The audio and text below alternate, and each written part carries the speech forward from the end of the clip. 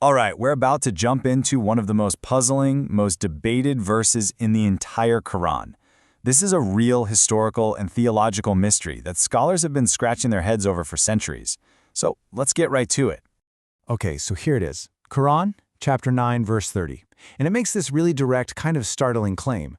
Now, the part about Christians and the Messiah, you've probably heard that before. But it's the first half that just stops you in your tracks. It claims that Jews said a figure named Uzayr was the son of God. And that's a huge claim. And right away, this is where the mystery really kicks in. The traditional thinking is that Uzayr is the biblical prophet Ezra. But here's the massive problem. There is absolutely no known Jewish tradition, not then, not now, that has ever claimed Ezra is the son of God. So what in the world is the Quran talking about? Is it just a mistake? Was it referring to some long-lost sect that we've never heard of? Or is there something else going on entirely? Okay, so the very first clue to cracking this whole thing is actually hidden right there in the Quran's own language. Because it turns out the first isn't actually making the exact same claim about Jesus and Uzayr. No, it's actually criticizing two very, very different kinds of sonship. So check this out. When the Quran pushes back on the Christian idea of sonship, it uses the word walad. Now, walad means a son who is physically begotten, a biological offspring. And from the Quran's point of view, that's blasphemous. But for Uzayr, it uses a different word, ibn. And ibn can mean son, sure, but it can also be used as a title, like a title of authority or honor, like a king's heir or a deeply favored person. This isn't just a minor detail, it's a huge, crucial distinction. And if there was any doubt about what's being talked about, the very next verse, verse 31, just spells it out. It connects this whole Uzayr thing directly to the practice of elevating religious scholars and leaders to the level of lords. So the Quran is saying, hey, you're giving them authority that belongs only to God. The real issue here isn't about someone being divine, like a god. It's about who holds ultimate religious authority. Okay, so if we're not looking for a figure that Jews claimed was a literal god, but instead we're looking for a scholar who was elevated so high that he was given almost godlike authority, well, that changes everything. And suddenly we have a brand new candidate, a figure from Jewish history who fits this description perfectly. So let's talk about Rabbi Eliezer ben Hyrcanus. This guy lived during one of the most critical, chaotic periods in all of Jewish history. I mean, just picture it. It's 70 CE. The Romans have just smashed the Second Temple to the ground. The entire center of Jewish religious life is gone. Everything has to be rebuilt from scratch. And Rabbi Eliezer, he's one of the main architects of this whole new era. And listen, he wasn't just some rabbi. This guy was a giant.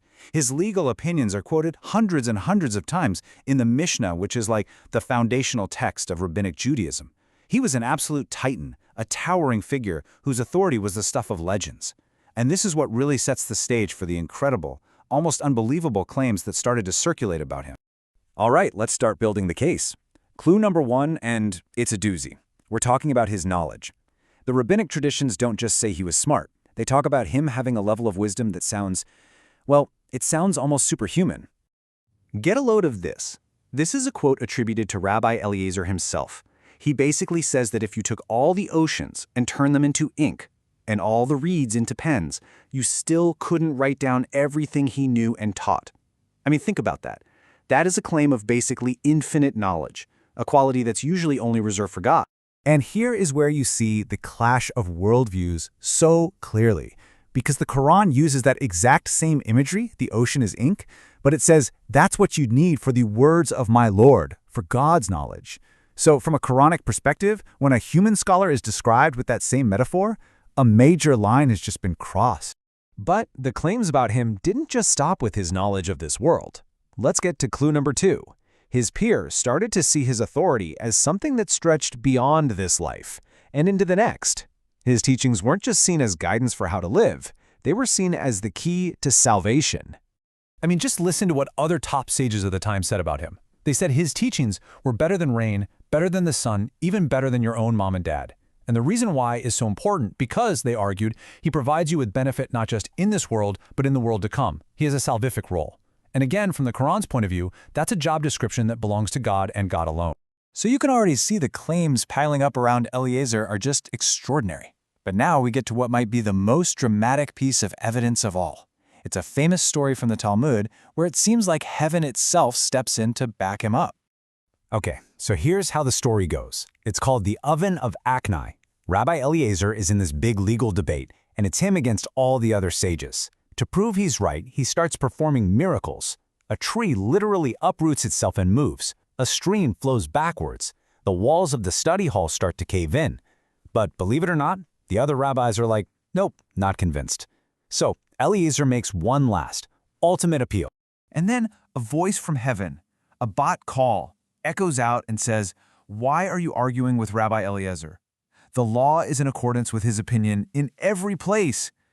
I mean, can you get a more absolute, divine stamp of approval than that? Heaven itself just declared him infallible. But, and this is the amazing part, the other sages still refuse to accept it. They basically say, sorry God, but the Torah isn't in heaven anymore. We're in charge of the law down here now. And the story says that God's reaction was to smile and say, my children have triumphed over me. Now, can you see how, from the Quranic perspective, this story is the perfect example of what it's critiquing? Scholars literally claiming they have the authority to overrule God. Okay, so we've got superhuman knowledge, a salvific role, a direct endorsement from heaven. The evidence is mounting.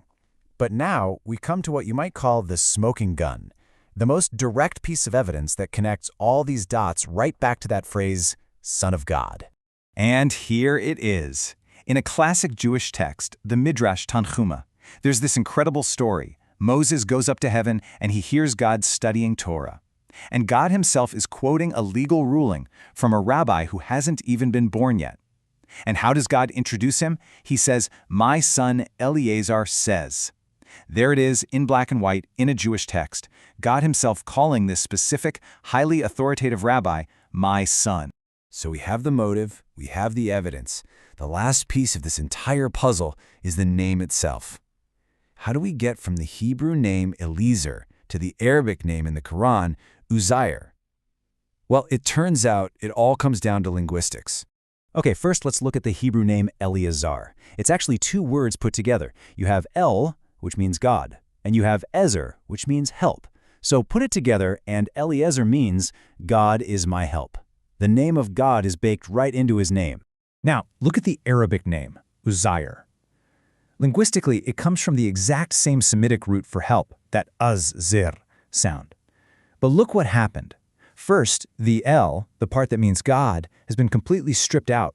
And second, the name is put into a diminutive form, kind of like saying little helper. The argument is that this isn't just a random translation, it's a deliberate polemical renaming. It identifies the person, but at the same time it demotes. All right, so let's pull all of these threads together. We started with this huge puzzle, right? A verse in the Quran that just didn't seem to line up with history. But when you start digging and you look at this new candidate, a completely different picture starts to emerge. I mean, just think about it. The Quran's critique is about functional authority, not divinity, and that fits Rabbi Eliezer to a T. Rabbinic tradition itself gives him godlike knowledge.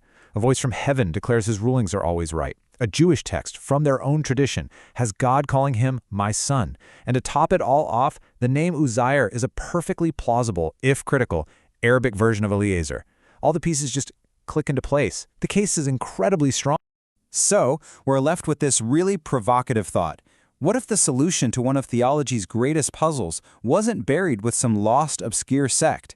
What if it was hiding in plain sight this whole time, right in the very heart of mainstream rabbinic tradition? It really makes you think, doesn't it?